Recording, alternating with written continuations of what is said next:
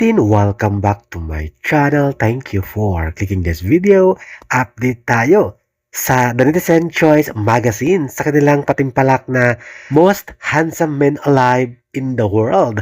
Ito nga, pasok sa top 10 ang ating limang bano, habang si Justin pasok sa top 20. Pero ito ang pinakamagandang laban dahil si Josh Cullen pasok sa top 5, nasa top 4. Yes, again, nasa lugar ng top 4 ang ating Josh Cullen Santos.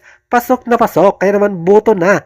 And congratulations, boys! Siyempre, bidang-bida ang ating boy sa Times Square sa New York. May pa-ads, pa-video ads, at pa-billboard ads. At magkalat, binandera ang mga larawan ng ating boys, lalo na kay Josh Cullen, top 4.